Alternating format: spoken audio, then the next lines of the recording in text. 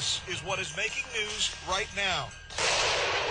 As attacks continue, who really started it? Israel broke the ceasefire. But Israelis say, not true. We will fact-check it fairly, honestly. But this is important, and this is something I want to break down for the viewers. Yesterday, you and I were sitting here, and we had a conversation with Mustafa Barghouti, who's an independent legislator, Palestinian legislator.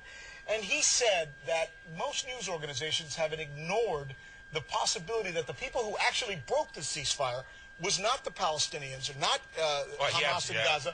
What he said was, in fact, I think we've got that. Dan, play this, and then we'll give you some more information on it. Let's go ahead and go to that.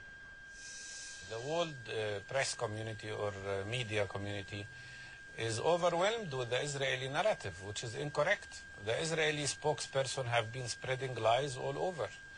The reality and the truth is that the side that broke this truce and this ceasefire was Israel. 2 months before it ended, Israel started attacking Rafah, started attacking Khan Yunis, and never lifted the blockade on Gaza.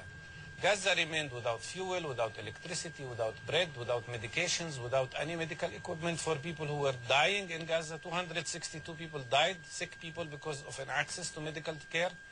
So Israel broke the ceasefire. And you know what we did? I've checked with some of the folks here at our international desk, and I went to them and asked, what was he talking about, and do we have any information on that? Which they confirmed 2 months ago. This is back in November. There was an attack. It was an Israeli raid that took out 6 people. Now, let me refer you. It's not just us. We checked in other periodicals. Johnny, go over my shoulder if you can. Here we go. The 6-month ceasefire started coming apart at the beginning of November after Israeli commandos killed a team of Hamas fighters during a raid on a tunnel they suspected was being dug for kidnapping of Israeli soldiers. That raid set off more Palestinian rocketing. That's U.S. News and World Report. I got another one for you, I believe, here. Okay, this is The Guardian. Questionable, but nonetheless. A 4-month ceasefire between Israel and Palestinian militants in Gaza was in jeopardy today. This was actually reported when it happened after Israeli troops killed 6 gunmen in a raid in the territory. That's important to report. And here we go as well from theeconomist.com. And the point of contention here is this one. Johnny, one more. The last straw came in November when Israelis killed 6 gunmen, it said, were digging tunnels to launch a raid onto Israel, spurring Hamas to respond with a barrage of rockets. So the question as to who started this, and we've been hearing that the Israelis say they had to do this because suddenly the ceasefire had been broken in Gaza by the Hamas and the Palestinians. Is this now a little more in question?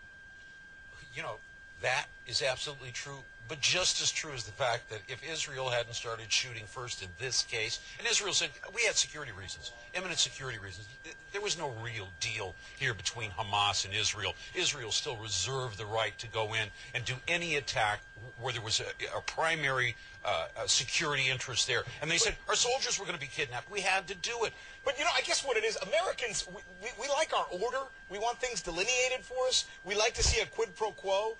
They're saying this happened. Are they right? And they're saying this happened. Are they right? It's almost like we're left, when you talk about the Middle East, you're left with such subtleties that sometimes everything is a vague